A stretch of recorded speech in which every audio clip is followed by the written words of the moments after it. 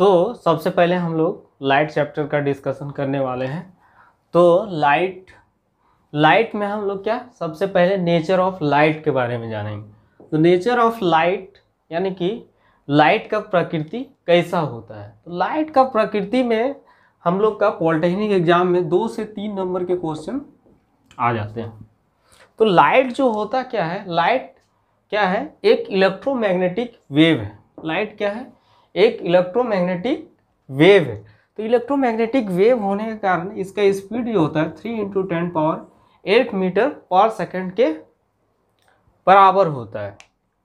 और लाइट जो है, लाइट का स्पीड वैक्यूम में भी होता है, क्योंकि ये जो है इलेक्ट्रोमैग्नेटिक वेव जो होता है वो वैक्यूम में भी उसका स्पीड होता है। लेकिन अगर यदि हम साउंड का बात करेंगे तो साउंड जो होता है, साउंड क्या है, वो वैक्यूम में उसका स्पीड क्या होता है, 0 होता है। सपोज दैट एक हम लोग कंटेनर ले लेते हैं और अगर यदि वैक्यूम क्लीनर के थ्रू से अगर यदि यहाँ का एयर को अगर यदि हम निकाल देंगे तो क्या होगा, यहाँ पे जो अगर यदि हम एक घंटी या तो स्पीकर रख देंगे तो क्या होगा, यहाँ से हमको कोई साउंड सुनाई नहीं देगा। इसीलिए हम लोग बोल सकते हैं कि साउंड जो होता है वैक्यूम में उसका स्पीड 0 होता है, जिसके कारण अगर यदि हम इस बीकर में अगर यदि वैक्यूम क्रिएट करेंगे तो हमको स्पीकर या घंटी का आवाज़ नहीं सुनाई देगा। लेकिन लाइट का जो स्पीड होता है वो वैक्यूम में 3 × 10⁸ मीटर पर सेकंड होता है, क्योंकि वो जो है इलेक्ट्रोमैग्नेटिक वेव है। अब लाइट जो है एक तुम्हारा क्या है, एनर्जी है, जो क्या है दृष्टि अनुभूति में सहायक होता है। इस एनर्जी के सहायता से हम लोग क्या करते हैं, किसी वस्तु को देख सकते हैं। यानी कि लाइट को बोल सकते हैं क्या है कि वो विजिबल रे है। क्या है लाइट, एक विजिबल रे है, जिससे और विजिबल रे से कैसे, ये तुम्हारा विजिबल रे जो है ये इसको हम लोग वाइव-गियोर फॉर्मूला से इंडिकेट करते हैं। इसमें वाइव-गियोर जो है ये violet, indigo, blue, green, yellow, orange और रेड कलर है, ठीक है।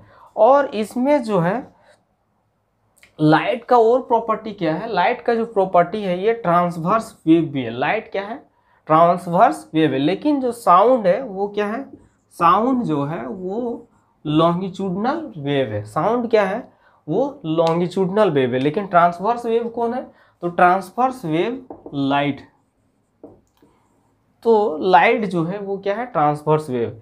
इसीलिए हम लोग साउंड जो लॉन्गिट्यूडनल वेव देखते हैं तो वो स्प्रिंग को खींचेंगे तो उसमें क्या होता है, एक उसमें रेयर और कंप्रेशन आता है और उसके कारण क्या होता है, उसमें साउंड क्रिएट होता है। तो वो क्या है, वो लॉन्गिट्यूडनल वेव। और ट्रांसवर्स वेव क्या है, हम लोग जो वेव फॉर्मेशन देखते हैं, अगर यदि एक पत्थर अगर यदि हम तालाब में फेंकते हैं और उसमें जो वेव फॉर्मेशन होता है तो वो किसका एग्जाम्पल है, वो ट्रांसवर्स वेव का एग्जाम्पल। उसमें क्या होता है, इस टाइप का वेव बनता है, ये क्रिस्ट और ट्रॉट कहलाता है। जो ऊपर वाला पार्ट है वो क्रिस्ट कहलाता है और नीचे वाला जो पार्ट है वो ट्रॉट कहलाता है, ठीक है। और इसको क्या बोलते हैं, इसको हिंदी में बोलते हैं श्रिंग। ऊपर वाला पार्ट को इसको क्या बोलते हैं, श्रिंग बोलते हैं, और इसको गर्थ बोलते हैं। और उसमें लॉन्गिट्यूडनल वेव में क्या होता है, रेयर फ्रैक्शन और कंप्रेशन होता है। अब अगर यदि हम आगे देखते हैं तो क्या है, ये जो वाइव-गियोर है तो ये जो है इसमें C=λ इस फॉर्मूला का यूज करके इसमें वाइव-गियोर में अरेंज करने के लिए आता है। कलर का अरेंजिंग बहुत इंपॉर्टेंट है और इसमें हम लोग क्या करते हैं, कलर का अरेंजिंग आता है। इसमें जो C जो है ये कांस्टेंट है, C 3 × 10⁸ मीटर पर सेकंड होता है। वो क्या होता है, लाइट के स्पीड के बराबर होता है, यानी कि इलेक्ट्रोमैग्नेटिक वेव के स्पीड के बराबर। और ये लैम्डा और ये मी क्या है, ये तरंगदैर्घ्य है जिसको वेवलेंथ बोलते हैं। ये वेवलेंथ हो गया और ये क्या है, ये हो गया फ्रीक्वेंसी।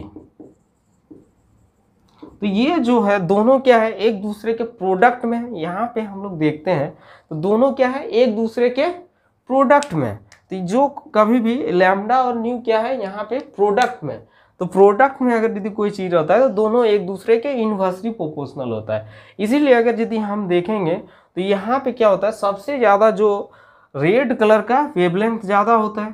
तो ये वेवलेंथ जो होगा ये रेड कलर का ज़्यादा होगा और जो वायलेट कलर का होगा वो वेवलेंथ क्या होगा, सबसे कम होगा। तो वायलेट कलर का जो होगा ये वेवलेंथ क्या होगा, वायलेट कलर का सबसे कम होगा। और अगर यदि हम देखते हैं तो यहाँ अगर यदि हम लोग फ्रीक्वेंसी का बात करते हैं तो फ्रीक्वेंसी इसके इन्वर्सली प्रोपोर्शनल है। तो फ्रीक्वेंसी इसके इन्वर्सली प्रोपोर्शनल है तो सबसे ज़्यादा हो जाएगा वायलेट कलर का फ्रीक्वेंसी, और सबसे कम फ्रीक्वेंसी किसका होगा, तो रेड कलर का फ्रीक्वेंसी सबसे कम होगा। अब अगर यदि हम आगे अगर यदि इसको, और इससे लगभग 1-2 मार्क्स के क्वेश्चन आ जाते हैं। अब अगर यदि हम आगे देखें तो इसमें डिफरेंट टाइप के इलेक्ट्रोमैग्नेटिक स्पेक्ट्रम होते हैं।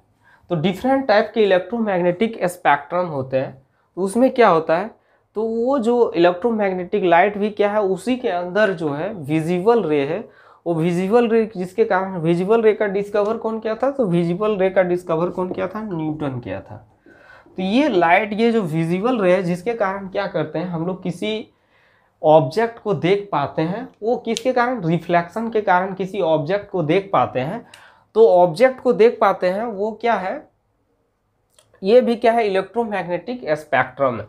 तो इलेक्ट्रोमैग्नेटिक स्पेक्ट्रम के अंदर बहुत सारे वेव आते हैं, जैसे हो गया कॉस्मिक रे, उसके बाद हो गया गामा रे, उसके बाद हो गया एक्स रे, उसके बाद अल्ट्रा वायलेट रे, विजिबल रे, इंफ्रारेड रे, माइक्रोवेव या रेडियो वेव। ये सब क्या है, सारे क्या है, इलेक्ट्रोमैग्नेटिक स्पेक्ट्रम का एक पैटर्न है।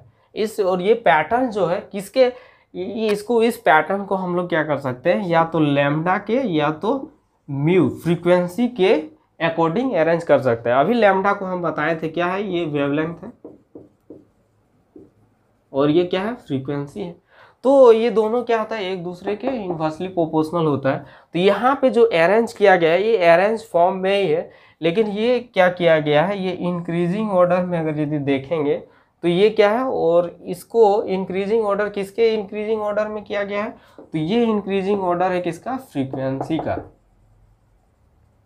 तो ये इंक्रीजिंग ऑर्डर है फ्रीक्वेंसी का, यानी कि सबसे हाई फ्रीक्वेंसी यहाँ पे किसका है, कॉस्मिक रे का है। सबसे हाई फ्रीक्वेंसी जो है कॉस्मिक रे का है, उसके बाद गामा रे का है, उसके बाद एक्स रे।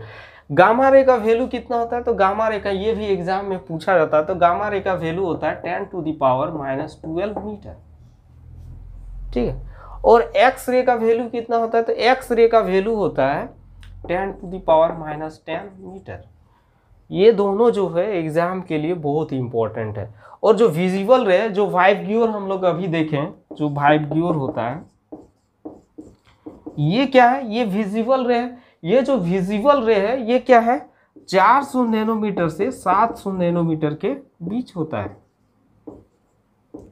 और अगर यदि एंगस्ट्रॉम में बात करेंगे तो 4000 एंगस्ट्रॉम टू 7000 एंगस्ट्रॉम के बीच में होता है।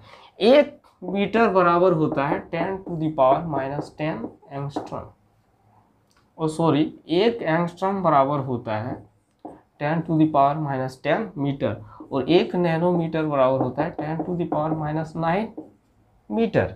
अब यहाँ पे जो है इससे भी रिलेटेड क्वेश्चन एग्जाम में, और इसको अरेंज करने के लिए जो क्या है, सबसे हाई फ्रीक्वेंसी इसमें क्या है और सबसे ज़्यादा वेवलेंथ इसका है। तो वेवलेंथ यहाँ पे हम लोग देखेंगे तो वेवलेंथ सबसे हाई किसका है, तो सबसे हाई जो वेवलेंथ है किसका है, तो ये तुम्हारा माइक्रोवेव का है। तो ये जो अगर यदि ये वेवलेंथ के रूप में अरेंज करेंगे तो सबसे हाई वेवलेंथ यानी कि लैम्डा जो होगा, तो लैम्डा सबसे हाई किसका होगा, माइक्रोवेव का होगा। तो लिख सकते हैं, या रेडियो वेव, तो lambda are greater than always क्या होगा, ये कॉस्मिक है, तो कॉस्मिक रे लैम्डा सी ये होगा तुम्हारा, और उसके बीच में बाकी सब अरेंज हो जाएंगे। और अगर यदि हम लोग फ्रीक्वेंसी के रूप में अरेंज करेंगे तो सबसे हाई फ्रीक्वेंसी किसका होगा, तो कॉस्मिक रे का, तो सी एफ ग्रेटर देन, और ये क्या हो जाएगा, माइक्रोवेव का हो जाएगा, या रेडियो वेव, तो ये हो जाएगा आर एफ, ये हो जाएगा। तो ये फ्रीक्वेंसी के रूप में अरेंज करेंगे, इससे भी रिलेटेड क्वेश्चन आते हैं। और एनर्जी E = क्या होता है, एच न्यू, ठीक है। कोई भी वेव होते हैं जिसमें क्या होते हैं, एनर्जी होते हैं, तो उस एनर्जी को हम लोग जो निकालते हैं वो क्या है, फ्रीक्वेंसी के टर्म में निकालते हैं, या हम जानते हैं C = लैम्डा न्यू होता है। तो अगर यदि इसको हम अरेंज करेंगे तो ये क्या हो जाएगा, mu equal to c by lambda, और यहाँ पे अगर यदि ई इजकल टू लिखेंगे तो एच सी लैम्डा, ये भी हो सकता है। तो या तो लैम्डा के फॉर्म में या तो फ्रीक्वेंसी के टर्म में हम लोग क्या करते हैं, कोई भी वेव का एनर्जी को निकालते हैं। तो एनर्जी को यहाँ पे जो निकाल रहे हैं, तो यहाँ पे सबसे हाई एनर्जी किसका होगा, जिसका फ्रीक्वेंसी ज़्यादा होगा। यानी कि अगर यदि हम लोग एनर्जी देखेंगे तो सबसे हाई एनर्जी किसका होगा, कॉस्मिक रे का होगा। और सबसे कम एनर्जी किसका होगा, तो यहाँ पे रेडियो वेव का सबसे कम एनर्जी होगा, क्योंकि इसका जो फ्रीक्वेंसी है बहुत मिनिमम है। तो देखा जाए तो सबसे हाई किसका होगा, तो तुम्हारा कॉस्मिक रे का एनर्जी सबसे हाई होगा और रेडियो वेव का एनर्जी सबसे लो होगा, क्योंकि इसका फ्रीक्वेंसी जो है सबसे लो है। अब अगर यदि हम लोग बात करेंगे तो इसमें डिस्कवर भी कभी कभी एग्जाम में पूछते हैं कि इसका डिस्कवर कौन किया। तो कॉस्मिक रे का जो डिस्कवर किया था वो कौन था, विक्टर हैस। कौन था, विक्टर हैस। और गामा रे का खोज कौन किया था, तो पॉल विलार्ड। और कभी कभी एग्जाम में गामा रे से रिलेटेड क्वेश्चन जो है, ये गामा रे का जो खोज है कभी कभी रदरफोर्ड भी हो जाता है, और कभी कभी बैकवेरल भी होता है। तो इसका डिस्कवरी में कभी कभी एग्जाम में अलग अलग टाइप के क्वेश्चन पूछ लिए जाते हैं। तो बोल सकते हैं कि ऐसे अगर यदि हम लोग नेट में सर्च मारेंगे तो गामा रे का खोज कौन किया था, पॉल विलार्ड। और अगर यदि कभी कभी एग्जाम में रदरफोर्ड भी रहता है, कभी कभी बैकवेरल भी रहता है। तो रेडियो एक्टिविटी का खोज जो था वो बैकवेरल ने किया था, उसी के अकॉर्डिंग होता। और ये एक्स रे का जो है, एक्स रे का खोज कौन किया था, तो एक्स रे का रोंटजन। ये भी पॉलिटेक्निक एग्जाम में ये क्वेश्चन आ चुका है, एक्स रे का डिस्कवर कौन किया था। और अल्ट्रा वायलेट रे का खोज कौन किया था, तो रिटर। ये भी क्वेश्चन एग्जाम में आ चुका है। विजुअल रे का तो मैंने अभी बताया कि वहाँ पे क्या होता है, इसका खोज न्यूटन ने किया है। और इंफ्रारेड का कौन कौन किया है, तो इसका खोज किया हर्शेल। इसका खोज किया कौन किया है, इंफ्रारेड का हर्शेल। और माइक्रोवेव का खोज किया था मार्कोनी। जो रेडियो का खोज किया था उसी ने माइक्रोवेव या रेडियो वेव का खोज किया था, जिसमें हम लोग सुनते हैं FM AM। तो वो क्या होता है, फ्रीक्वेंसी मॉड्यूलेशन होता है, AM एम्पलीट्यूड मॉड्यूलेशन होता है। तो ये इसका डिस्कवर कौन किया था, मार्कोनी किया था। अब अगर यदि हम लोग आगे बढ़ते हैं तो इसका यूज देख लेते हैं। तो इसका यूज जो होता है, क्या होता है, तो उसके बारे में जानते हैं। तो सबसे पहले हम लोग गामा रे का यूज के बारे में जानते हैं। तो गामा रे का यूज क्या होता है, तो गामा रे जो है, तो गामा रे का सबसे पहले कैंसर ट्रीटमेंट में होता है, कैंसर के ट्रीटमेंट में होता है, ठीक है। और मेडिकल में भी होता है।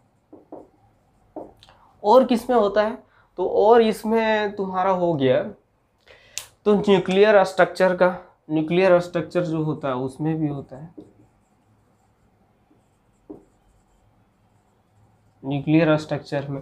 तो गामा रे का खोज कौन किया था, पॉल विलार्ड, या तो रदरफोर्ड, या तो बैकवेरल। और इसका यूज क्या हो गया, कैंसर के ट्रीटमेंट में, मेडिकल में होता है। और किस में होता है, न्यूक्लियर स्ट्रक्चर का पता करने के लिए और न्यूक्लियर चेन रिएक्शन, ये सब को भी देखने में गामा रे का यूज होता है।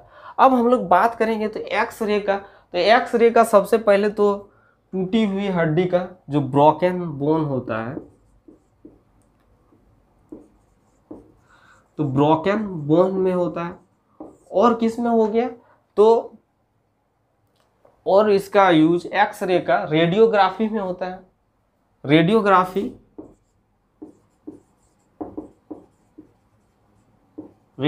क्या होता है, मेटल को डिटेक्ट करने के लिए। मेटल में अगर यदि कोई डिफेक्ट है, जैसे अगर यदि हम लोग लोहा को पिघला के क्या करेंगे, उसको सांचा में डालेंगे तो अंदर में कभी कभी छेद रह जाता है, तो उसको डिटेक्ट करने के लिए क्या करते हैं हम लोग, रेडियोग्राफी करते हैं। तो उसके लिए हम लोग एक्स रे का यूज करते हैं। किसका यूज करते हैं, एक्स रे का। और किस में होता है, तो क्रिस्टल स्ट्रक्चर। उसका क्रिस्टल स्ट्रक्चर कैसा है, मतलब उसका अंदरूनी बनावट को पता करने के लिए, जैसे लेटिस स्ट्रक्चर होता है, ठीक है, उसी स्ट्रक्चर को पता करने के लिए क्या होता है, एक्स रे का यूज होता है। अब अगर यदि अल्ट्रा वायलेट रे का देखेंगे तो अल्ट्रा वायलेट रे का यूज कहाँ पे होता है, तो इसका जो यूज होता है कहाँ पे होता है, तो फूड प्रिजर्वेशन में होता है, फूड का प्रिजर्वेशन करने के लिए होता है। और कहाँ पे होता है, तो सबसे पहले तो हम लोग क्या करेंगे, अगर यदि कोई इनविजिबल राइटिंग है तो उसका पता करने के लिए, तो ये क्या होगा, इनविजिबल राइटिंग। तो इनविजिबल राइटिंग के लिए भी क्या यूज होता है, अल्ट्रावायलेट रे का यूज होता है। अगर यदि कोई चीज़ इनविजिबल है तो उसको विजिबल कर सकते हैं, जैसे होलोमैन ये सब मूवी देखा होगा, या कोई अदृश्य मनुष्य जो रहता है उसको देखने के लिए, या तो हम लोग इंडियन मूवी भी, कोई मूवी है शायद मिस्टर इंडिया, तो उसमें भी गायब रहता है, तो उसमें हम लोग अल्ट्रावायलेट रे का यूज करके मिस्टर इंडिया को देख सकते हैं। उसी तरह हम लोग इनविजिबल राइटिंग को देख सकते हैं।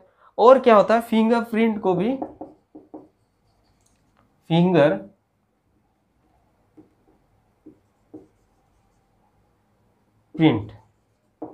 फिंगरप्रिंट में भी क्या होता है, इसका यूज होता है।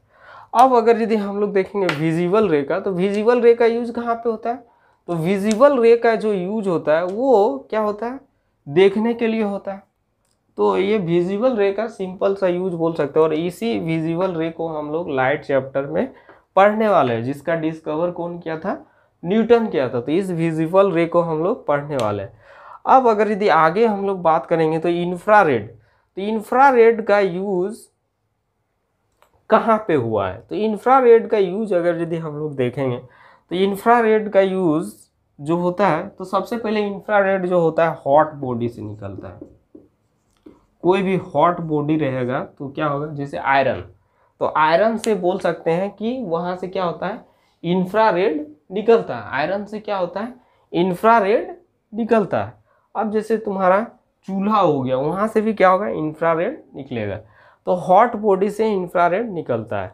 अब ये क्या होता है, अगर यदि हम लोग अपना अर्थ को देखते हैं तो हम लोग का अर्थ जो है वो गर्म क्यों होता है, वो जो गर्म होता है वो इंफ्रारेड के ही कारण होता है। एक्चुअली में जो ग्लोबल वार्मिंग या ग्रीन हाउस प्रभाव जो बोलते हैं, CO2 और CH4 मेनली जो रेस्पॉन्सिबल होता है, तो उसमें क्या होता है, इंफ्रारेड का भी हम लोग यूज करते हैं।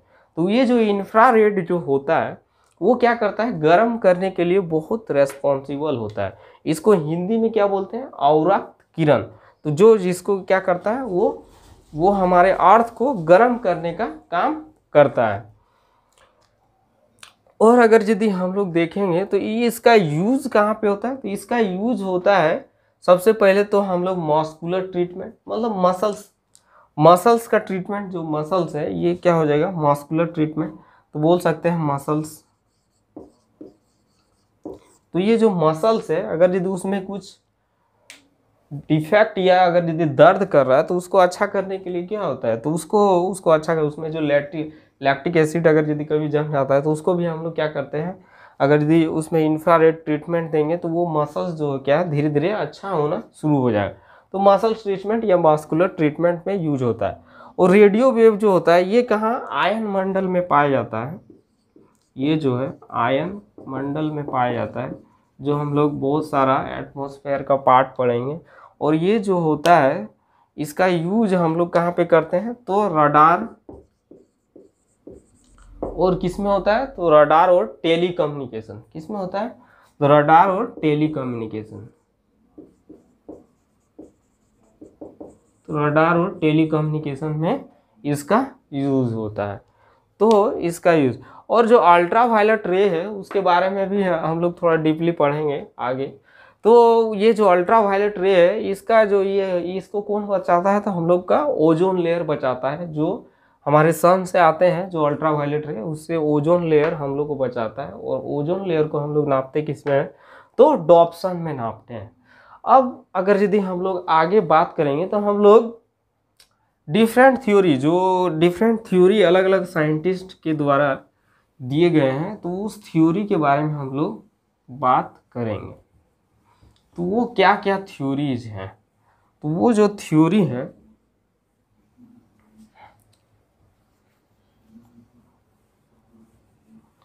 तो सबसे पहले जो थ्योरी था वो क्या था, कॉपल्स थ्योरी, जिसको न्यूटन कनिका का सिद्धांत भी बोलते हैं। क्या बोलते हैं, न्यूटन कनिका का सिद्धांत भी बोलते हैं। तो सबसे पहले इसका जो न्यूटन कनिका का सिद्धांत है इसको कौन दिया था, तो इसको न्यूटन दिया था। तो ये कॉर्पस थ्योरी जो है ये न्यूटन ने दिया था, जो बताया था कि ये जो लाइट जो है ये क्या है, रेक्टिलिनियर पथ में यानी कि स्ट्रेट लाइन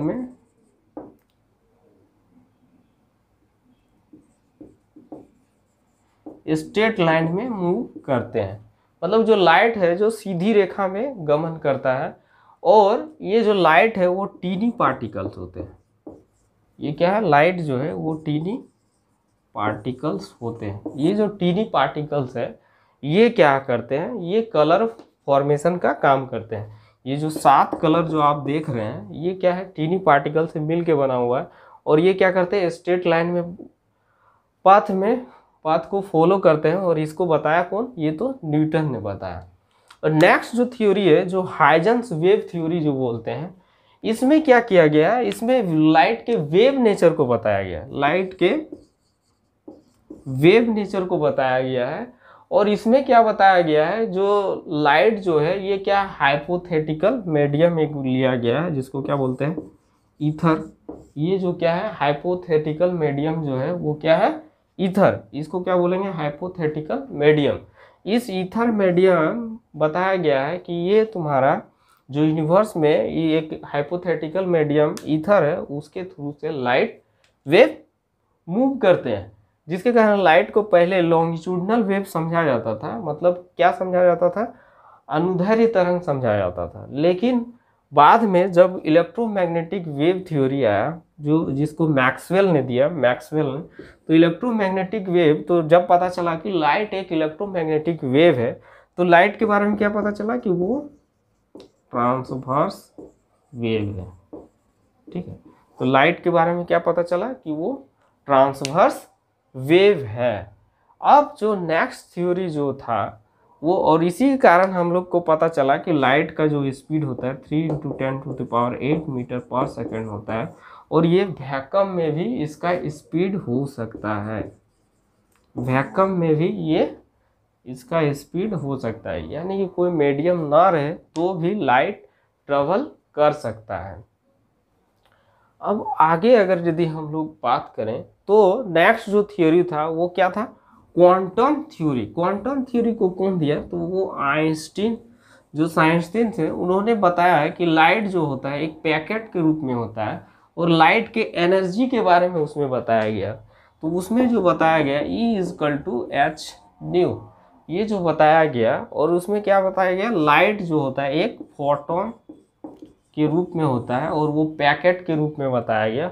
और इसमें लाइट के एनर्जी के बारे में डिस्कशन किया गया है। और इसका डिस्कवरी कौन किया था, तो ये किया गया था आइंस्टीन। तो ये हो गया, ये आइंस्टीन ने किया। और जो नेक्स्ट जो थ्योरी है जो ड्यूअल नेचर ऑफ लाइट को बताता है, इसको कौन बताया, तो लास्ट जो थ्योरी है, ये क्वांटम थ्योरी के बाद लास्ट जो थ्योरी है ड्यूअल नेचर ऑफ लाइट। तो ये जो ड्यूअल नेचर ऑफ लाइट है इसको बोलते हैं ये डी ब्रोगली।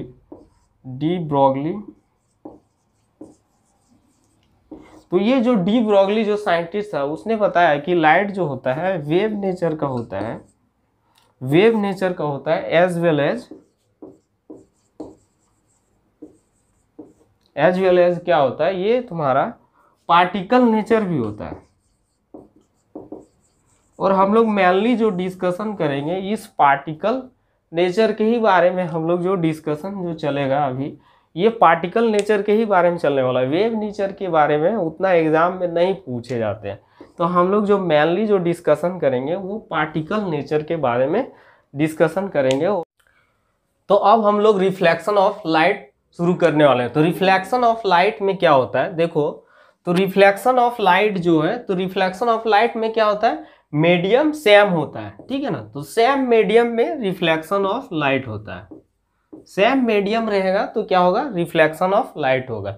लेकिन जहां पे डिफरेंट मीडियम हो जाएगा, तो डिफरेंट मीडियम में क्या होता है, रिफ्रैक्शन ऑफ लाइट होता है। जैसे यहाँ पे क्या है, एयर मीडियम हो गया और ये वाटर मीडियम हो गया।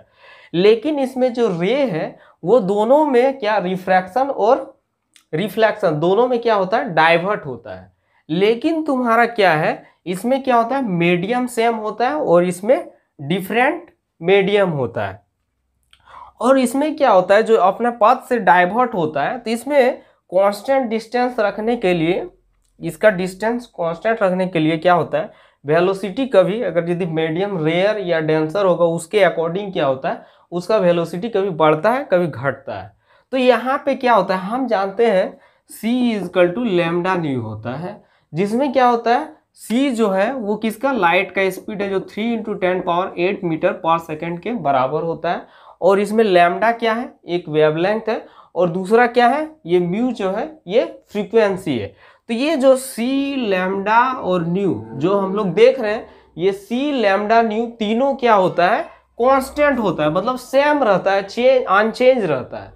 मतलब कि अगर यदि हम लोग ये रिफ्लेक्शन ऑफ लाइट का घटना होगा तो ये जो वैल्यू होगा आफ्टर रिफ्लेक्शन क्या होगा, सी लैम्डा और न्यू क्या है, अनचेंज रहेगा, यानी कि कांस्टेंट रहेगा। लेकिन अगर यदि रिफ्रैक्शन ऑफ लाइट हो रहा है तो इसमें क्या होता है, डिफरेंट मीडियम होता है, मीडियम चेंज होता है। तो इसमें क्या होता है, सबसे पहले तो वेलोसिटी क्या होगा, उसके डेंसर और रेयर मीडियम के अकॉर्डिंग क्या होगा, बढ़ेगा या तो घटेगा, उसका लैम्डा का भी वैल्यू चेंज हो जाता है। लेकिन क्या है, टाइम पीरियड कांस्टेंट रहता है।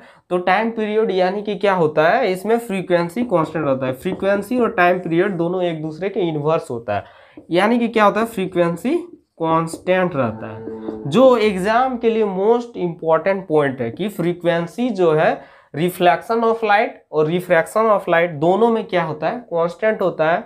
और जो रिफ्रैक्शन ऑफ लाइट होता है उसमें क्या होता है, केवल फ्रीक्वेंसी कांस्टेंट रहता है, बाकी सब चेंज होता है। लेकिन रिफ्लेक्शन ऑफ लाइट जो होता है उसमें क्या है, सी लैम्डा और न्यू तीनों कांस्टेंट होता है, और केवल चेंज क्या होता है, उसमें केवल इंटेंसिटी ऑफ लाइट, लाइट का जो तीव्रता होता है वो क्या हो जाता है। रिफ्लेक्शन को देखेंगे तो रिफ्लेक्शन में क्या होता है, एक इंसिडेंट रे होता है, दूसरा क्या होता है, नॉर्मल होता है, और क्या होता है, तीसरा रिफ्लेक्टिंग रे होता है।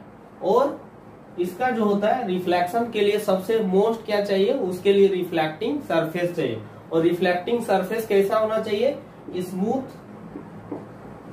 और पॉलिश किया हुआ होना चाहिए, पॉलिश्ड। और क्या है, अगर यदि हम लोग रिफ्लेक्शन का डिफिनेशन देखेंगे तो क्या होता है, रिफ्लेक्शन में लाइट जो है कोई मीडियम से आता है, ठीक है। तो where light coming from any medium, where light coming from any medium.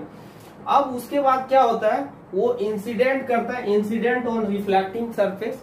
अब वो क्या करता है, जब किसी मीडियम से लाइट आता है उसके बाद क्या करता है, वो इंसिडेंट करता है रिफ्लेक्टिंग सरफेस पे।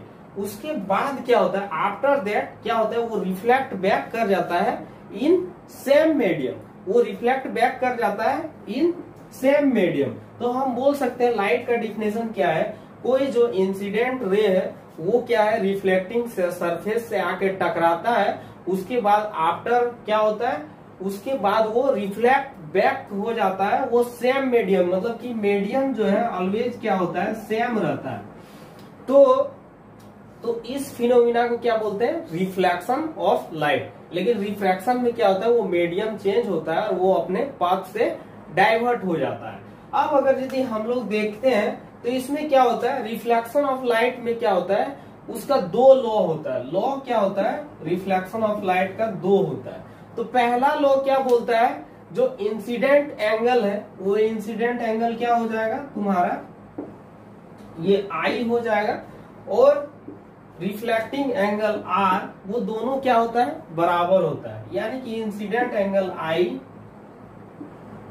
और इंसिडेंट एंगल आर दोनों क्या होता है, एक दूसरे के इक्वल होता है। और दूसरा लो क्या बोलता है, दूसरा लो बोलता है ये जो इंसिडेंट रे है, इंसिडेंट रे और रिफ्लेक्टिंग रे, ठीक है, रिफ्लेक्टिंग रे, और तीसरा जो है यानी कि ये तुम्हारा जो आर रे है, और नॉर्मल यानी कि परपेंडिकुलर, तीनों क्या होता है, एक ही तल में होता है, यानी कि एक ही प्लेन में होता है। क्या होता है, एक ही प्लेन में होता है। तो इसका मतलब पहला लो क्या बोल दिया कि sine i equal to sine r, और दूसरा लो क्या बोलता है कि इंसिडेंट रे, रिफ्लेक्टिंग रे और नॉर्मल तीनों क्या होता है, एक ही प्लेन में होता है। अब प्लेन मतलब अगर यदि देखते हैं तो यहाँ पे क्या है, ये एक्स और वाई प्लेन हो गया, ठीक है।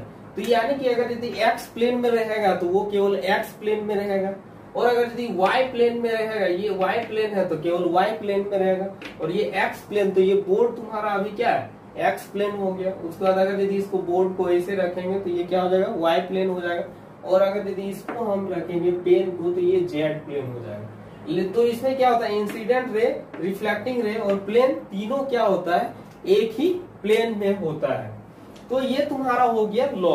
अब इसमें हम लोग आगे देखेंगे कि इसमें इमेज फॉर्मेशन कैसे होता है, और अगर यदि रिफ्लेक्शन का हम लोग एप्लीकेशन देखते हैं तो रिफ्लेक्शन का एप्लीकेशन में क्या एप्लीकेशन होता है, तो रिफ्लेक्शन का एप्लीकेशन विजन में होता है। किसमें होता है, तो विजन में होता है। तो किसी चीज को देखने के लिए हम लोग क्या करते हैं, रिफ्लेक्शन का यूज करते हैं। कैसे, अगर यदि हम बोले कि जो है तुम्हारा जो पत्ते हैं वो ग्रीन क्यों दिखाई देते हैं, तो वो जो पत्ते हैं वो ग्रीन क्यों दिखाई देते हैं, तो वो क्या है, वो जो है क्या करता है, सात जो कलर होते हैं, 7 कलर, उसमें से क्या करते हैं, उसमें से 6 कलर को वो एब्जॉर्ब कर लेते हैं, और केवल जो है ग्रीन कलर को वो क्या करता है, रिफ्लेक्ट कर देता है, केवल ग्रीन कलर को वो रिफ्लेक्ट कर देता है। तो ये इस रिफ्लेक्शन के कारण क्या होता है, जो पत्ते हरे दिखाई देते हैं। अब अगर यदि कोई ब्लू शर्ट पहना हुआ है तो वो ब्लू शर्ट उसका क्यों दिखाई देता है, क्योंकि वो क्या करता है, उसमें से 6 कलर को एब्जॉर्ब कर लेता है, और बाकी कलर को क्या करता है, वो बाकी कलर यानी कि केवल ब्लू कलर को वो क्या करता है, रिफ्लेक्ट बैक कर देता है। इसी कारण जो होता है उसका शर्ट ब्लू दिखाई देता है। तो ये एप्लीकेशन हो गया। अब इसका एप्लीकेशन में क्या होता है, इसमें मिरर जो होता है इसी के रिफ्लेक्शन में के ही एप्लीकेशन पे काम करता है। और अगर यदि हम लोग देखेंगे तो इसमें इमेज फॉर्मेशन कैसे होता है, ठीक है। तो इमेज फॉर्मेशन जो होता है, तो इमेज फॉर्मेशन के लिए क्या होता है, तो अगर यदि कोई ऑब्जेक्ट से अगर यदि रे निकलता है, कोई ऑब्जेक्ट से अगर यदि रे निकलेगा, वो क्या होगा, आफ्टर रिफ्लेक्शन और रिफ्रैक्शन क्या करेगा, वो किसी पॉइंट पे जाके मिलेगा, ठीक है, वो किसी पॉइंट पे जाके मिलेगा।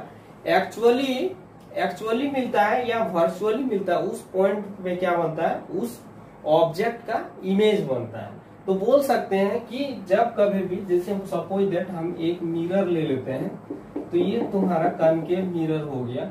अब यहाँ से अगर यदि एक ऑब्जेक्ट है, सपोज दैट, अब यहाँ से क्या होगा, ये रिफ्लेक्टिंग सरफेस से टकराएगा, ये फोकस से होते हुए क्या होगा, आएगा, तो यहाँ पे क्या हो जाएगा, इसका इमेज बन जाएगा। तो ये जो इमेज जो बनेगा वो क्या होगा, आफ्टर रिफ्लेक्शन और रिफ्रैक्शन क्या होगा, इसका इमेज फॉर्मेशन होगा। या तो ये तुम्हारा काल्पनिक रूप से मिलेगा, या तो क्या है, तुम्हारा एक्चुअली मिलेगा। तो ये जो इमेज फॉर्मेशन होता है, तो ये क्या है, यहाँ से कोई ऑब्जेक्ट रे निकल रहा है, वो रिफ्लेक्टिंग सरफेस से टकरा रहा है, या तो रिफ्रैक्शन से भी होता है, ठीक है। तो ये हमें अभी हम रिफ्लेक्शन के एग्जाम्पल लिए, तो रिफ्लेक्शन के बाद क्या होगा, वो क्या होगा, आफ्टर रिफ्लेक्शन, फिर ये जिस पॉइंट पे मिलेगा उसमें ऑब्जेक्ट का इमेज फॉर्मेशन हो जाएगा, ठीक है। तो यहाँ पे जो इमेज बन रहा है, तो हम बोल सकते हैं इमेज का डिफिनेशन क्या है, तो when light coming from any object, तो अगर यदि लाइट किसी ऑब्जेक्ट के सहारे आ रहा है, या कहीं कोई ऑब्जेक्ट से क्या हो रहा है, लाइट निकल रहा है, उसके बाद after reflection and refraction, reflection और रिफ्रैक्शन जिस पॉइंट पर मिलता है, जिस पॉइंट पर मिलता है उस पर या तो वो एक्चुअली मिलेगा, या तो वो एक्चुअली मिलेगा, या तो वो वर्चुअली मिलेगा। एक्चुअली या तो वर्चुअली मिलेगा, उस पॉइंट को क्या बोलते हैं, उस पॉइंट को, उस ऑब्जेक्ट का इमेज पॉइंट बोलते हैं, या उस पे इमेज फॉर्मेशन होता है।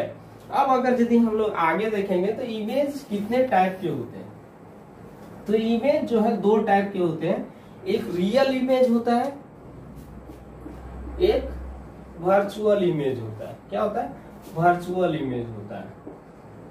तो ये जो रियल इमेज और वर्चुअल इमेज दोनों में क्या डिफरेंस है, तो रियल इमेज जो होता है वो एक्चुअली उस पॉइंट पे मिलता है, ठीक है,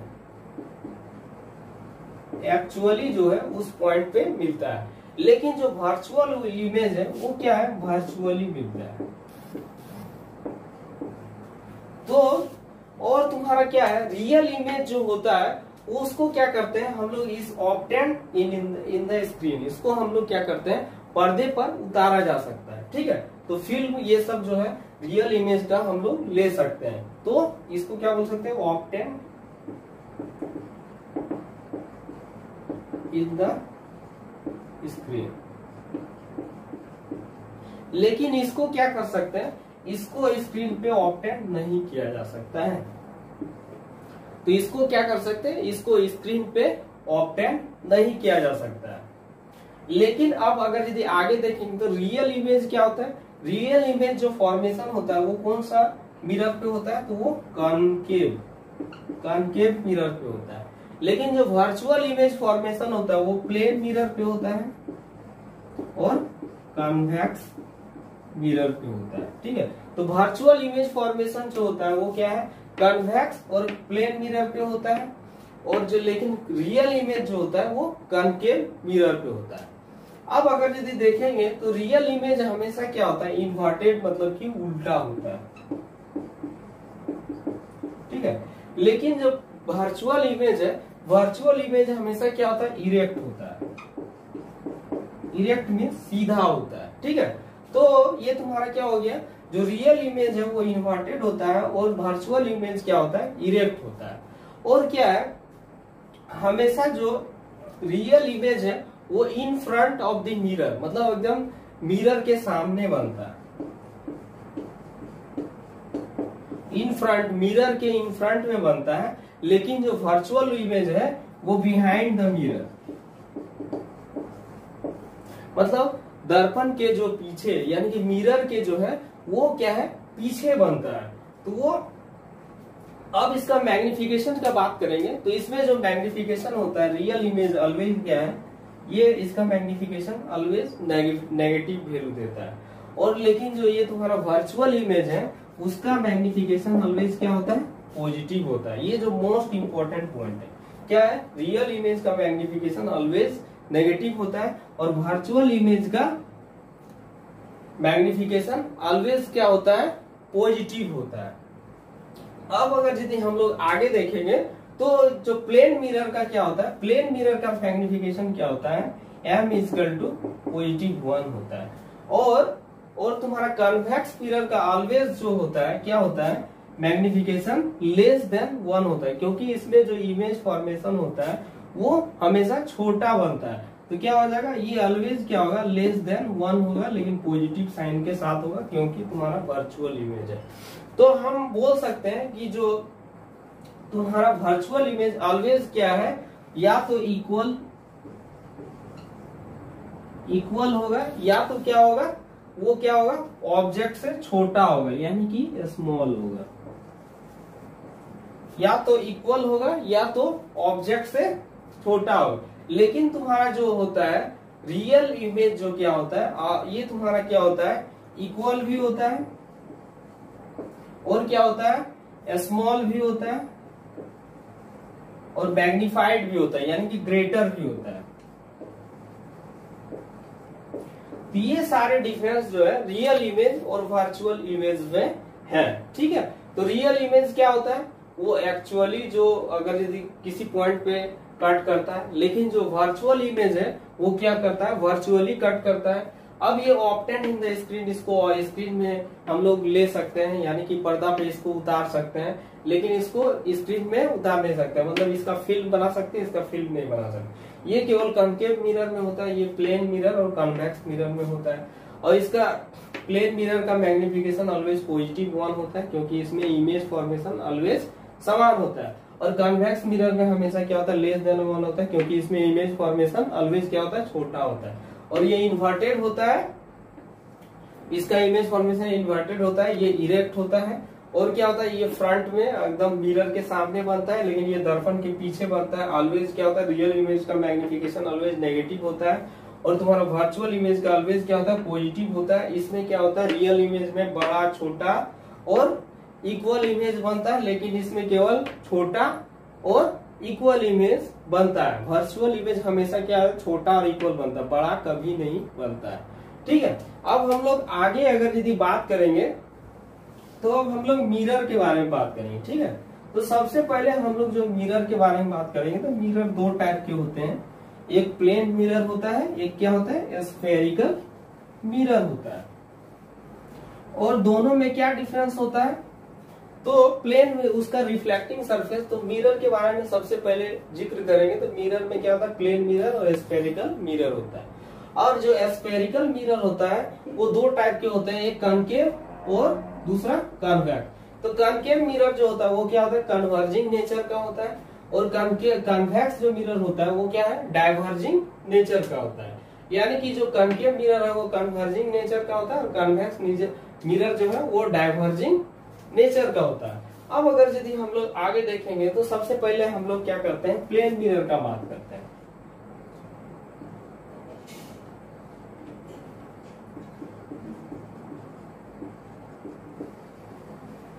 तो प्लेन मिरर जो होता है, तो प्लेन मिरर में होता क्या है, ये तुम्हारा अगर यदि रिफ्लेक्टिंग सरफेस जो है क्या है, प्लेन होता है। और अगर यदि इसमें अगर यदि हम लोग देखेंगे तो ये जो ऑब्जेक्ट डिस्टेंस है जिसको यू बोलते हैं, और मिरर ये तुम्हारा इमेज डिस्टेंस जिसको वी बोलते हैं, ये दोनों क्या होता है, u इक्वल टू वी होता है, यानी कि दोनों सेम होता है। और ये अगर यदि हम लोग h जो है ऑब्जेक्ट हाइट है और ये क्या है, इमेज हाइट h डैश है, दोनों क्या होता है, h equal to h dash होता है। ठीक है, तो इसमें तुम्हारा जो होता है क्या होता है, u इक्वल टू v हो गया और h equal to h dash हो गया। और यानी कि इसमें जो होता है वस्तु की ऊंचाई और प्रतिबिंब की ऊंचाई बराबर होती है, और क्या होता है, वस्तु दूरी और प्रतिबिंब दूरी दोनों क्या होता है, सेम होता है। अब अगर यदि हम लोग आगे देखेंगे तो क्या होगा, तो सबसे पहले अगर यदि इसमें देखा जाए तो इसमें क्या होता है, वर्चुअल इमेज बनता है, वर्चुअल इमेज बनता है। तो वर्चुअल इमेज तो अभी हम लोग जानते हैं कि ऑलवेज क्या है, ये इरेक्ट इमेज बनेगा। लेकिन जो होता है इसमें इमेज फॉर्मेशन क्या होता है, इसमें लैटरल इन्वर्सन होता है। क्या होता है, तो प्लेन मिरर में क्या होगा, प्लेन मिरर में लैटरल इन्वर्सन होगा। ठीक है, तो ये जो प्लेन मिरर में क्या होता है, लैटरल इन्वर्सन होता है। तो लैटरल इन्वर्सन में क्या होगा, ये जो हम लोग अगर यदि इसको बी देखेंगे तो ये जो बी है वो क्या होगा, दाएं वाला बाएं दिखाई देगा, बाएं वाला दाएं दिखाई देगा। मतलब जो ये जो बी है ये बी फॉर्मेशन हो जाएगा इस तरह। ठीक है, तो ये इसी को क्या बोलते हैं, लैटरल इन्वर्सन। तो लेफ्ट वाला राइट में दिखाई देगा, राइट वाला लेफ्ट में दिखाई देगा। लैटरल इन्वर्सन वाटर में भी होता है। तो वाटर में लैटरल इन्वर्सन जो होता है तो उसमें क्या होता है, लैटरल इन्वर्सन में ऊपर वाला क्या दिखाई देगा, नीचे दिखाई देता है, और नीचे वाला क्या है, ऊपर दिखाई देता है। ये उसमें क्या होता है, ये तुम्हारा वाटर में जब लैटरल इन्वर्सन होता है तो उसमें होता है। लेकिन जो मिरर में लैटरल इन्वर्सन होता है तो ये बी है, तो ये क्या है, दाएं वाला बाएं दिखाई देगा, बाएं वाला दाएं दिखाई देगा। उसी को क्या बोलते हैं, लैटरल इन्वर्सन। अब इसमें क्या होता है, इसका मैग्निफिकेशन क्या होता है, हम जानते हैं m इक्वल टू +1 होता है। वो कैसे होता है, तो हम जानते हैं मैग्निफिकेशन इक्वल टू -v/u होता है। तो यहाँ पे अगर जो साइन कन्वेंशन लगाएंगे तो लेफ्ट साइड जो हो जाएगा इसका u माइनस हो जाएगा और v जो होगा पॉजिटिव होगा। तो ये, और इसमें क्या होता है m इक्वल टू h'/hv होता है। तो h'/hv होता है, तो वो क्या है, अब ये तुम्हारा h और h' ये भी क्या है, दोनों पॉजिटिव होगा क्योंकि ऊपर की ओर है। तो ये दोनों वैल्यू क्या होगा, सेम होगा, क्योंकि h' और h' ये दोनों कट जाएंगे। और ये -v/ जो u है, तो इसमें साइन कन्वेंशन अगर ये लगाएंगे तो यहाँ पे जो होगा v का साइन तो पॉजिटिव है लेकिन u का साइन नेगेटिव है। तो m इक्वल टू क्या हो जाएगा, तो ये हो जाएगा -v और -u, तो ये भी कट के क्या हो जाएगा, 1 हो जाएगा। इसीलिए क्या होता है, इसका जो मैग्निफिकेशन होता है प्लेन मिरर का क्या होता है, ऑलवेज 1 होता है। अब इसमें अगर यदि हम लोग बात करेंगे तो प्लेन मिरर में जो होता है इसका फोकल लेंथ क्या होता है, तो फोकल लेंथ इसका इनफाइनाइट होता है। और इसका जो पावर होता है वो क्या होता है, तो इसका पावर जो होता है वो क्या होता है, तो वो 0 होता है। तो इसका फोकल लेंथ जो होगा तो इसका फोकल लेंथ क्या हो जाएगा, तो इसका फोकल लेंथ इनफाइनाइट होता है, ठीक है। और इसका पावर क्या होता है, इसका पावर 0 होता है। जो एग्जाम के लिए मोस्ट इंपॉर्टेंट है, ये जो 3 पॉइंट है, m equal to +1, focal length equal to infinite, power equal to 0, और इसका मैग्निफिकेशन जो होता है पॉजिटिव होता है। और इसमें जो होता है ये h और h डैश वस्तु की ऊंचाई प्रतिबिंब की ऊंचाई के बराबर होगा, और वस्तु दूरी प्रतिबिंब की दूरी के बराबर होगा। ये सब जो पॉइंट है मोस्ट इंपॉर्टेंट है। और इसमें इमेज कैसा बनता है, तो वर्चुअल बनता है। और इसमें ऑब्जेक्ट जो होता है ये क्या होता है, इरेक्ट होता है, ठीक है। तो ये ऑब्जेक्ट जो होता है क्या होता है, इरेक्ट होता है, मतलब कि इसमें सीधा इमेज बनेगा और इसमें वर्चुअल इमेज बनेगा। तो ये हो गया। अब अगर यदि प्लेन मिरर में आगे हम लोग देखते हैं, तो प्लेन मिरर में क्या होता है, इसमें इमेज फॉर्मेशन होता है। तो नंबर ऑफ इमेज फॉर्मेशन के लिए हम लोग क्या होता है, इसका फॉर्मूला होता है number of image formation. Number of image formation के लिए क्या फॉर्मूला होता है, तो ये होता है 360 डिग्री बाई n -1, और सॉरी थीटा, 360 बाई थीटा -1। तो यहाँ पे थीटा का वैल्यू रखते हैं। तो यहाँ पे क्या होता है, नंबर ऑफ इमेज फॉर्मेशन, जब तुम्हारा क्या करते हैं, 2 प्लेन मिरर को लेते हैं और उसमें नंबर ऑफ इमेज फॉर्मेशन का बात करते हैं, तो उसमें कैसा इमेज फॉर्मेशन होता है।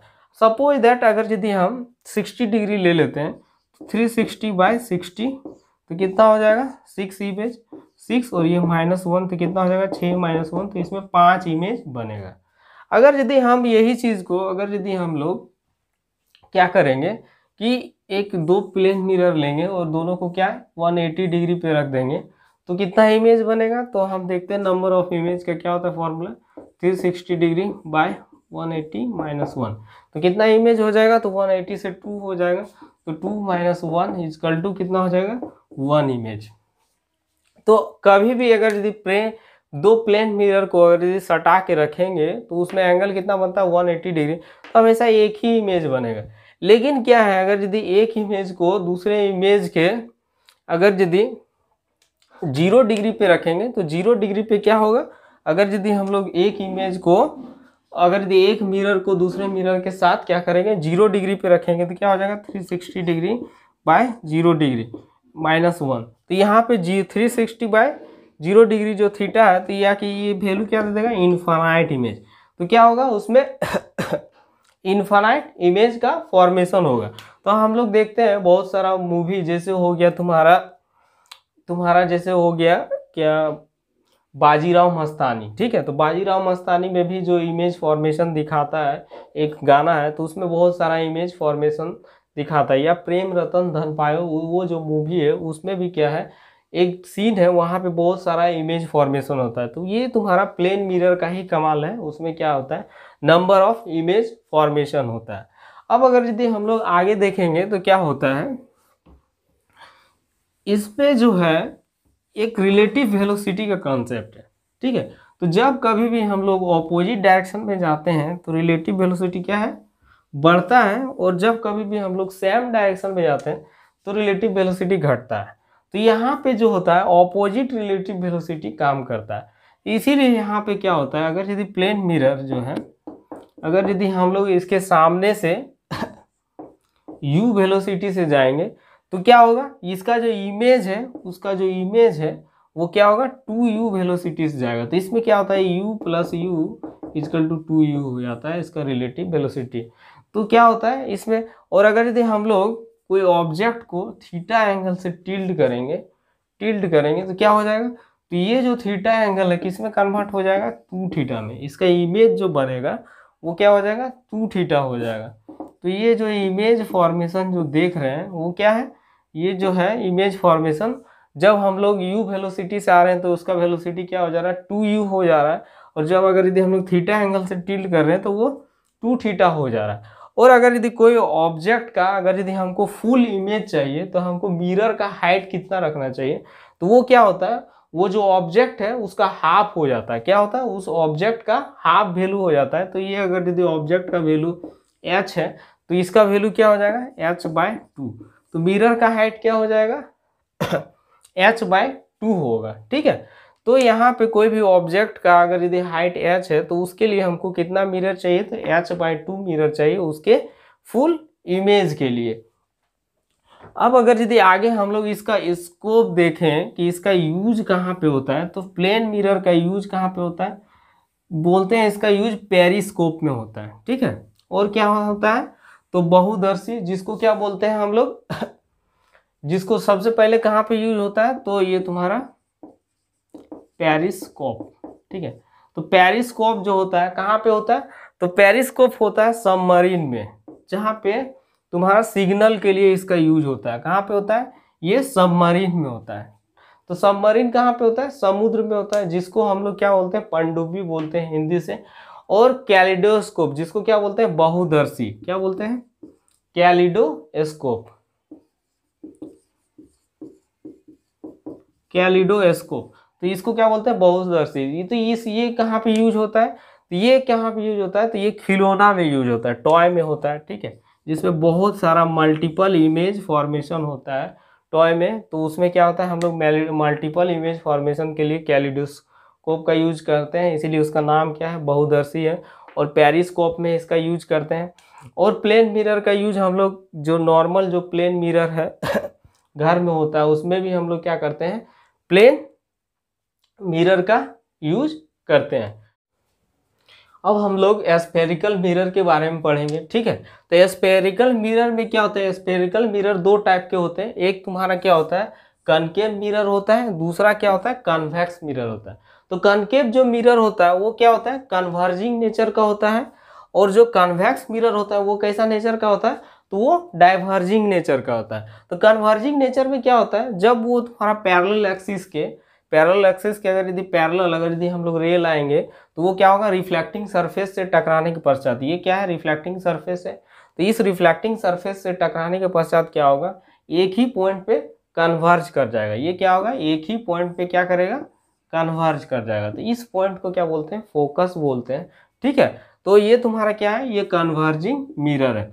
लेकिन डाइवर्जिंग मिरर किसको बोलते हैं, कन्वेक्स मिरर को क्या बोलते हैं, डाइवर्जिंग मिरर। क्यों बोलते हैं, क्योंकि इसमें क्या होगा, आफ्टर रिफ्लेक्शन क्या होता है, ये तुम्हारा डाइवर्ज हो जाता है, क्या होता है, अपने पथ से अभिसारित हो जाता है, ठीक है, अपने पथ से अभिसारित हो जाता है। जैसे यहाँ पे देख रहे तो क्या हो रहा है, ये अपने पथ से डाइवर्ट हो गया। अब इसको काल्पनिक रूप से अगर यदि हम इसको मिलाएंगे तो ये क्या होगा, इसका फोकस यहाँ पे बदलेगा। तो ये कैसा मिरर हो गया, ये कन्वेक्स मिरर हो गया और ये कनकेव मिरर हो गया। अब अगर यदि हम लोग आगे बात करेंगे तो इसमें ये जो कनकेव और कन्वेक्स मिरर जो है, ये क्या है, स्फेरिकल मिरर का एक पार्ट होता है। तो ये जो स्फेरिकल मिरर जो होता है, ये तुम्हारा क्या होता है, होलो होता है। क्या होता है, ये तुम्हारा स्फेरिकल मिरर जो होता है, होलो स्फेरिकल का एक पार्ट, ठीक है। तो इसमें क्या होता है, अगर यदि इसमें हम लोग टर्म का बात करेंगे तो ये जो होलो स्फेयर में सबसे पहले हम लोग टर्म का बात करेंगे स्फेरिकल मिरर में, तो क्या होता है, सेंटर ऑफ कर्वेचर होता है। तो सेंटर ऑफ कर्वेचर हम लोग किसको बोलते हैं, तो इसमें जो सेंटर ऑफ कर्वेचर होता है वो क्या होता है, सेंटर होता है किसका, स्फेयर का होता है, ठीक है। तो सेंटर ऑफ कर्वेचर किसको बोलेंगे, सेंटर ऑफ स्फेयर, किसको बोलेंगे, सेंटर ऑफ स्फेयर, ठीक है। तो सेंटर ऑफ स्फेयर जो होता है उसको क्या बोलते हैं, सेंटर ऑफ कर्वेचर। और पोल किसको बोलते हैं, तो पोल जो इसका जो रिफ्लेक्टिंग सरफेस होता है, अगर यदि इसको स्फेयर कनकेव मिरर या कन्वेक्स मिरर क्या होता है, स्फेरिकल मिरर का एक पार्ट होता है। तो ये तुम्हारा रिफ्लेक्टिंग सरफेस सपोज दैट हो गया, तो ये जो रिफ्लेक्टिंग सरफेस हो गया, इसका मिड पॉइंट को क्या बोलेंगे, इसका मिड पॉइंट को बोलेंगे हम लोग पोल बोलते हैं। तो पोल किसको बोलते हैं, तो पोल हो गया तुम्हारा मिड पॉइंट ऑफ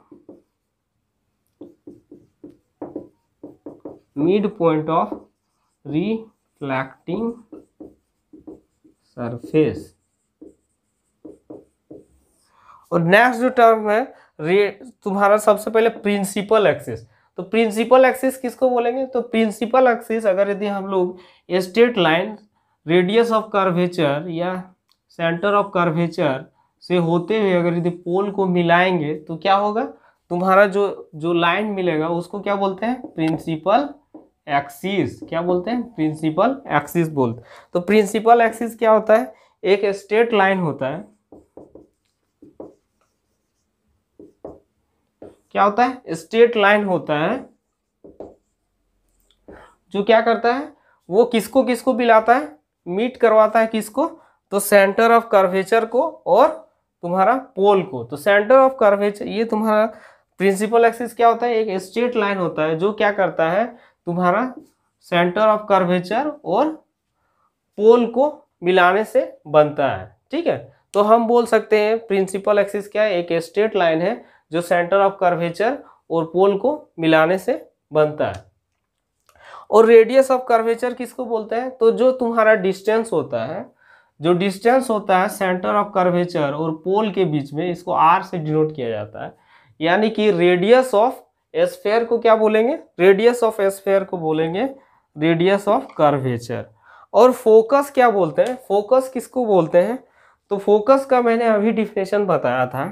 क्या होता है फोकस का डिफिनेशन, अगर यदि हम प्रिंसिपल एक्सिस के पैरेलल कोई लाइन खींचते हैं और वो रिफ्लेक्टिंग सरफेस से टकराने के पश्चात क्या होता है, वो जिस पॉइंट पे मिलता है, सपोज दैट आज हम लोग यहाँ पे अभी हम लोग कनकेव मिरर के बारे में बता रहे, तो कनकेव मिरर में क्या हो गया, ये हो गया। अब अगर यदि ये प्रिंसिपल एक्सिस हो गया ये, अब इसके पैरेलल लाइन खींचेंगे तो इसके पैरेलल लाइन रिफ्लेक्टिंग सरफेस से टकराने के बाद क्या होगा, तो ये तुम्हारा जिस पॉइंट पे मिलेगा उस पॉइंट को क्या बोलते हैं, फोकस बोलते हैं। उस पॉइंट को क्या बोलते हैं, फोकस बोलते हैं। तो ये तुम्हारा क्या कहलाएगा, फोकस कहलाएगा, जो आफ्टर रिफ्लेक्टिंग सरफेस तुम्हारा मिल जाएगा। ठीक है, तो इस पॉइंट को हम लोग क्या बोलते हैं, फोकस बोलते हैं। अब अगर यदि हम लोग आगे बात करेंगे तो एपर्चर क्या होता है, तो एपर्चर जो होता है वो क्या होता है, मिरर का मोटाई को बताता है। ठीक है, तो मिरर जितना मोटा रहेगा उतना शार्प इमेज बनता है। तो बोल सकते हैं एपर्चर की किस लिए यूज होता है, तो एपर्चर जो यूज होता है शार्प इमेज के लिए, हम लोग जितना अच्छा एपर्चर रहेगा मिरर का उतना हम लोग को क्या है, शार्प इमेज बनेगा। अब अगर यदि हम लोग आगे देखेंगे तो तुम्हारा क्या होता है, हम लोग कनकेव मिरर और कन्वेक्स मिरर के यूज देखेंगे। तो कनकेव मिरर और कन्वेक्स मिरर के यूज कहाँ कहाँ होते हैं, तो सबसे पहले कनकेव मिरर का यूज अगर यदि हम लोग देखें तो कहाँ पे होता है, सेविंग मिरर के रूप में यूज होता है। और कहाँ पे होता है, तो सर्च लाइट के रूप में होता है। और कहाँ पे होता है, तो हेड लाइट के रूप में होता है। और कहाँ पे होता है, तो डेंटिस्ट लोग यूज करता है। और कहाँ पे होता है, तो कहाँ पे होता है, सोलर कुकर।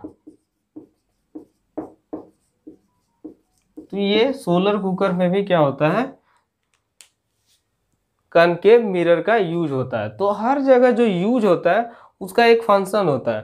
ठीक है, उसके फंक्शन के अकॉर्डिंग ही उसका यूज करते हैं। हेडलाइट में क्यों यूज करते हैं इसका, या तो सोलर कुकर में क्यों यूज करते हैं, क्योंकि ये तुम्हारा कन्वर्जिंग लेंस है, कन्वर्जिंग मिरर है, इसीलिए हम लोग क्या करते हैं, तो ये केवल एक पॉइंट को फोकस करता है। ये केवल क्या करता है, ये फोकसिंग करने का काम करता है, इसीलिए हम लोग क्या करते हैं इसका यूज। अब हम लोग कन्वेक्स मिरर के यूज के बारे में पढ़ने वाले हैं। ठीक है, तो कन्वेक्स मिरर का यूज कहाँ पे होता है, तो सबसे पहले कन्वेक्स मिरर का यूज कहाँ पे होता है, तो साइड मिरर के रूप में यूज होता है। और दूसरा जो यूज होता है, तो दूसरा यूज कहाँ पे होता है, तो दूसरा रोड लैंप के रूप में। तो इसका यूज हम लोग साइड मिरर के रूप में क्यों करते हैं, तो ये भी रीजन एग्जाम, पॉलिटेक्निक एग्जाम के क्वेश्चन में आता है। तो क्यों करते हैं, क्योंकि जो साइड इसमें जो होता है कन्वेक्स मिरर में हमेशा कैसा इमेज बनता है, तो हमेशा क्या होता है, स्मॉल इमेज बनता है। ठीक है, स्मॉल मतलब कि छोटा इमेज बनता है। तो इसीलिए हम लोग क्या करते हैं, कोई बड़ा से बड़ा इमेज को एक छोटा जगह में उसको देख सकते हैं। इसीलिए हम लोग क्या करते हैं, साइड मिरर के रूप में हम लोग गाड़ी में क्या करते हैं, कन्वेक्स मिरर का यूज करते हैं। अब अगर यदि हम लोग नेक्स्ट अगर यदि आगे देखें तो हम लोग इमेज फॉर्मेशन के बारे में पढ़ने वाले हैं। कनकेव मिरर में इमेज फॉर्मेशन के बारे में पढ़ने वाले हैं। तो किस पॉइंट पे रखेंगे तो कैसा इमेज और किस जगह पे इमेज बनेगा उसके बारे में हम लोग डिस्कशन करने वाले हैं। तो सबसे पहले अगर यदि हम लोग ऑब्जेक्ट को इन्फानाइट में रखेंगे कॉनकेव मिरर में, तो हमेशा जो इमेज है कहाँ पे बनेगा, फोकस पे बनेगा, और वो किस तरह, एक पॉइंट की तरह वो ऑब्जेक्ट ट्रीट करेगा। और अगर यदि हम लोग ऑब्जेक्ट को इन्फानाइट और सी के बीच में रखेंगे तो इमेज कहाँ पे बनेगा, फोकस और सी के बीच में बनेगा। क्या है, इन्फानाइट और सी के बीच में अगर यदि ऑब्जेक्ट को रखेंगे तो कहाँ पे बनेगा, फोकस और सी के बीच में बनेगा। और ये जो ऑब्जेक्ट का इमेज है पॉइंट से थोड़ा बड़ा होगा, लेकिन जो ऑब्जेक्ट हाइट है उससे क्या होगा, इमेज हाइट हमेशा छोटा होगा। तो यानी कि कैसा इमेज बनेगा, स्मॉल इमेज बनेगा। और ये जो सारे अभी जो इमेज हम लोग देख रहे हैं, सारे इमेज कैसा बनेगा, तो सारे इमेज जो अभी हैं ये कैसा बनेगा, रियल इमेज बनेगा। और रियल इमेज हम जानते हैं, रियल इमेज हमेशा कैसा बनता है, तो रियल इमेज हमेशा इन्वर्टेड बनता है। तो यहाँ पे अब अगर यदि हम लोग सी पे रखेंगे तो कहाँ पे बनेगा, तो उसका फिगर सी पे बनेगा। और जो इसका हाइट होगा, ऑब्जेक्ट हाइट, जब हम लोग सी पे रखेंगे तो क्या होगा, ऑब्जेक्ट हाइट और इमेज हाइट सेम होता है। तो इसीलिए क्या होगा, जब हम लोग सी पे रखते हैं तो इसका मैग्नीफिकेशन क्या हो जाता है, मैग्नीफिकेशन -1 होता है, क्योंकि रियल इमेज का मैग्नीफिकेशन हमेशा क्या होता है, नेगेटिव होता है। लेकिन यहाँ पे अगर यदि हम लोग ऑब्जेक्ट को सी पे रख रहे हैं तो क्या होगा, यहाँ पे एच और एच डैश मतलब वस्तु की ऊंचाई और प्रतिबिंब की ऊंचाई दोनों बराबर होगी। जितना ऊंचा वस्तु होगा उतना ही ऊंचा तुम्हारा प्रतिबिंब होगा। और इसमें तुम्हारा डिस्टेंस जो होगा v और u, ये भी तुम्हारा क्या होगा, ऑब्जेक्ट डिस्टेंस, और तुम्हारा क्या होगा, इमेज डिस्टेंस, वो भी क्या होगा, सेम होगा। और इसका मैग्नीफिकेशन क्या होगा, -1 होगा। अब इसके बाद जो इमेज बनेगा, अगर यदि सी और एफ के बीच में रखेंगे, सी और एफ के बीच में अगर यदि ऑब्जेक्ट को रखेंगे तो क्या है, इमेज भी तुम्हारा सी और इन्फानाइट के बीच में बनेगा। तो सी और इन्फानाइट के बीच में जब ये इमेज बनेगा तो ये कैसा, ये मैग्नीफिकेशन, ये हाई मैग्नीफिकेशन में मतलब कैसा इमेज बनेगा, तो ये बड़ा इमेज बनेगा। ठीक है। और अगर यदि फोकस में रखेंगे तो भी इमेज क्या होगा, वो इन्फानाइट में पड़ेगा। फोकस में जब ऑब्जेक्ट को रखेंगे तो वो कहाँ पे बनेगा, इन्फानाइट में बनेगा, लेकिन वो ऑब्जेक्ट क्या होगा, बहुत हाई मैग्नीफिकेशन के साथ बनेगा। और इसमें एक जो इमेज है, जब हम लोग फोकस और पोल के बीच में कोई ऑब्जेक्ट को रखते हैं, फोकस और पोल के बीच में ऑब्जेक्ट को रखते हैं तो कैसा इमेज बनता है, तो वो वर्चुअल इमेज बनता है,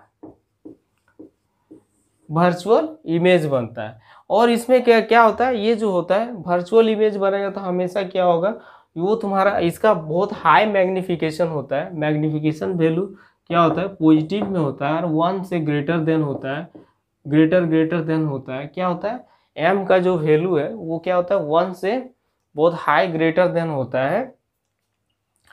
लेकिन अगर यदि हम देखें तो ये क्या होता है, बियॉन्ड द मिरर बनता है। मतलब क्या है कि मिरर के पीछे जो है इमेज बनेगा, कहाँ पे बनेगा, तो बियॉन्ड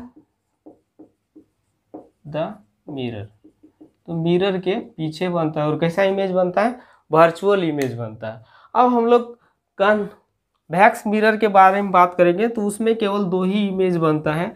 एक फोकस पे बनता है, तो वो तुम्हारा डाइवर्जिंग मिरर जो होता है उसी में तुम्हारा फोकस पे बनता है।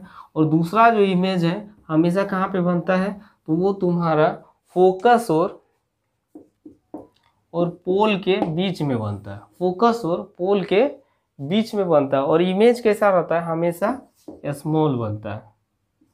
और इसमें जो इमेज बनता है हमेशा क्या होता है, बियॉन्ड द मिरर होता है, बियॉन्ड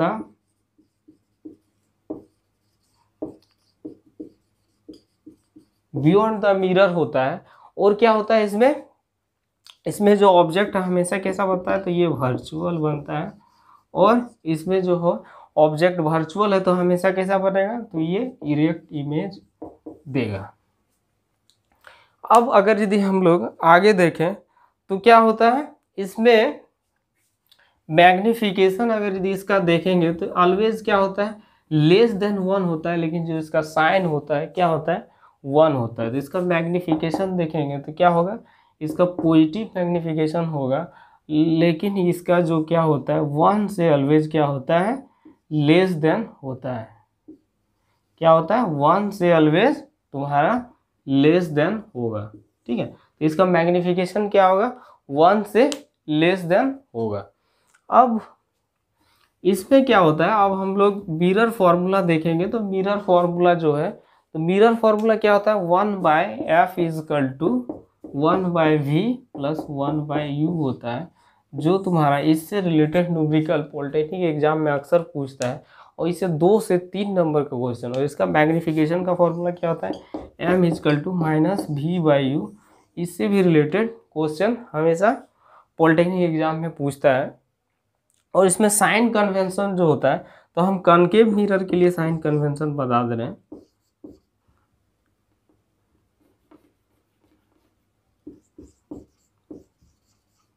तो कॉनकेव मिरर के लिए साइन कन्वेंशन क्या होता है, तो कॉनकेव मिरर के लिए क्या हो जाएगा, तो u जो होता है, u क्या होता है, ऑलवेज नेगेटिव होता है। और v जो होता है, v भी तुम्हारा क्या होगा, नेगेटिव होगा। लेकिन तुम्हारा जब क्या होता है, जब वर्चुअल इमेज, केवल एक केस में जब वर्चुअल इमेज बनता है तो क्या होता है, भी पॉजिटिव हो जाता है। जब वर्चुअल इमेज बनता है तो उस टाइम केवल एक केस में, लेकिन 5 केस में क्या होता है, इसका नेगेटिव वैल्यू होता है। और फोकस जो होता है, ये भी क्या होगा, ये भी नेगेटिव होगा। और इसका जो ये इसका वक्रता सेंटर ऑफ कर्वेचर या रेडियस ऑफ कर्वेचर क्या होता है, ये भी नेगेटिव होता है। और लेकिन अगर यदि हम लोग बात करें कॉन्वेक्स लेंस में, कॉन्वेक्स मिरर में अगर यदि हम लोग बात करेंगे, तो इसमें जो f क्या होता है, f का वैल्यू पॉजिटिव होता है और r का भी वैल्यू पॉजिटिव होता है। और इसमें जो v जो होता है, ये v का भी वैल्यू पॉजिटिव होता है। और ये जो तुम्हारा क्या हो गया, इसका साइन कन्वेंशन हो गया, ये तुम्हारा कॉन्वेक्स मिरर के लिए, और ये तुम्हारा किसके लिए हो गया, ये कॉनकेव मिरर के लिए, जो तुम्हारा इस फॉर्मूला में रिलेटेड न्यूमेरिकल को सॉल्व करने में तुमको बहुत हेल्प करेगा। अब ये अगर यदि आगे हम लोग देखें, तो ये भी जो तुम्हारा f इजकल टू क्या होता है, f इजकल टू जो होता है r/2, ये रिलेशन भी बहुत इम्पोर्टेंट है। जो तुम्हारा कभी कभी छोटा मोटा क्वेश्चन इससे रिलेटेड, या तो इसका यूज हम लोग क्या होगा, मिरर फार्मूला या तो तुम्हारा मैग्निफिकेशन फार्मूला में इसका यूज करेंगे। आइडेंटिफिकेशन ऑफ मिरर के बारे में बात करेंगे। तो आइडेंटिफिकेशन ऑफ मिरर, हम लोग मिरर को कैसे आइडेंटिफाई करेंगे, मतलब पहचानेंगे कैसे। तो सबसे पहले हम लोग क्या करते हैं, मिरर को टच करके आइडेंटिफाई कर सकते हैं। तो मिरर को अगर यदि टच करेंगे, तो सबसे पहले ये तुम्हारा क्या है, ये कॉनकेव मिरर है। तो ये, और ये तुम्हारा क्या है, कॉन्वेक्स मिरर है। और ये तुम्हारा क्या है, प्लेन मिरर है, ठीक है ना। तो अगर यदि हम लोग देखेंगे कि क्या है, अगर यदि वो डिप्रेस्ड इनवर्ड होगा, ठीक है, इनवर्ड एट द मिडिल, अगर यदि मिडिल पार्ट में क्या होगा, वो तुम्हारा अंदर की ओर तुम्हारा क्या है जाएगा, डिप्रेस क्या हो रहेगा अंदर की ओर, तो वो कैसा मिरर कहलाएगा, वो कॉनकेव मिरर। तो उसको छुएंगे तो देखेंगे क्या है, वो डिप्रेस्ड इनवर्ड हो रहा है, तो वो क्या कहलाएगा, कॉनकेव मिरर कहलाएगा। अगर यदि हम लोग, ये तुम्हारा क्या है, projected outward at the middle, अगर यदि क्या होगा, वो प्रोजेक्ट आउटवर्ड की ओर प्रोजेक्ट करेगा, तो वो अगर यदि उसको टच करेंगे तो देखेंगे वो प्रोजेक्ट कर रहा है आउटवर्ड की ओर, तो वो कैसा मिरर कहलाएगा, कन्वेक्स मिरर। और अगर यदि प्लेन मिरर का बात करेंगे, तो प्लेन मिरर में क्या होता है, ये तो तुम्हारा प्लेन रहेगा, छूने से ही पता चलेगा कि ये मिरर प्लेन है, इसका रिफ्लेक्टिंग सरफेस क्या होगा, प्लेन होगा, तो उसको प्लेन मिरर बोलते हैं। अब अगर यदि हम लोग बिना टच किए, अगर यदि हमको मिरर को आइडेंटिफाई करना है, तो हम लोग कैसे आइडेंटिफाई करेंगे, तो उसका इमेज फॉर्मेशन से आइडेंटिफाई करेंगे। तो सबसे पहले हम लोग जानते हैं कि जो प्लेन मिरर में कैसा इमेज बनता है, तो प्लेन मिरर में हमेशा, और कॉन्वेक्स मिरर में कैसा इमेज बनता है, वर्चुअल इमेज बनता है। तो और इसमें कैसा इमेज बनता है, तो वर्चुअल और रियल दोनों बनता है, लेकिन मैक्सिमम केस में क्या बनता है, रियल इमेज बनता है। तो हम लोग यहाँ पे देखेंगे, तो इस तरह से हम लोग सबसे पहले आइडेंटिफाई कर लेंगे। इस तरह हम लोग रियल इमेज और वर्चुअल इमेज के कॉन्सेप्ट पे, रियल इमेज और वर्चुअल इमेज के कॉन्सेप्ट पे हम लोग क्या कर सकते हैं, मिरर को आइडेंटिफाई कर सकते हैं कि कौन सा मिरर क्या है। तो हम बता सकते हैं रियल इमेज के प्रेफरेंस पे हम लोग बता सकते हैं कि ये कॉनकेव मिरर है, और वर्चुअल इमेज के प्रेफरेंस में हम लोग बता सकते हैं कि ये कन्वेक्स मिरर है और प्लेन मिरर है। और हम लोग क्या जानते हैं, जो कन्वेक्स मिरर में जो वर्चुअल इमेज बनता है वो ऑलवेज क्या होता है, स्मॉल होता है। और जो प्लेन मिरर में जो वर्चुअल इमेज बनता है वो क्या होता है, ऑलवेज क्या होता है, वो ऑलवेज इक्वल होता है। यानी कि उसमें जो साइज होता है तुम्हारा v इजकल टू यू होता है और h equal to h dash होता है। मतलब कि वस्तु की ऊंचाई और प्रतिबिंब की ऊंचाई बराबर होगी, वस्तु दूरी प्रतिबिंब दूरी बराबर होगी। तो इसमें प्लेन मिरर में क्या होगा, हमेशा जो वर्चुअल इमेज बनेगा जो इक्वल साइज होगा। इस तरह हम लोग क्या कर सकते हैं, प्लेन मिरर को हम लोग क्या करेंगे, सेपरेट कर सकते हैं वो कन्वेक्स मिरर से। और कन्वेक्स मिरर में जो वर्चुअल इमेज बनेगा वो ऑलवेज क्या है, स्मॉल बनेगा। और इसमें भी जो एक वर्चुअल इमेज, एक जो वर्चुअल इमेज बनता है वो बहुत लार्ज साइज में बनता है। क्या होता है, बहुत लार्ज साइज में बनता है। तो इस तरह हम लोग देखते हैं जो वर्चुअल इमेज बनता है इसमें इक्वल साइज में बनता है, इसमें स्मॉल साइज में बनता है और इसमें लार्ज साइज होता है। इस तरह हम लोग देखेंगे अगर यदि वर्चुअल इमेज लार्ज साइज में बनेगा तो वो कौन सा मिरर हो जाएगा, वो कनकेव मिरर हो जाएगा। और अगर यदि स्मॉल साइज में अगर यदि देखेंगे तो वो कौन सा मिरर हो जाएगा, कन्वेक्स मिरर हो जाएगा। और अगर यदि इक्वल साइज में होगा तो वो प्लेन मिरर हो जाएगा। इस तरह हम लोग आइडेंटिफाई कर सकते हैं कि कौन कनकेव मिरर है, कौन कन्वेक्स मिरर है और कौन वर्चुअल मिरर है। आशा करता हूँ कि हमारा कोशिश आपको पसंद आया होगा। पसंद आया तो लाइक करें, कमेंट करें और शेयर करें। और अगर यदि हमारे लेक्चर में कोई डाउट है तो हमारे कमेंट सेक्शन में कमेंट कर सकते हैं। तो मिलते हैं नेक्स्ट लेक्चर के साथ। Till then good bye.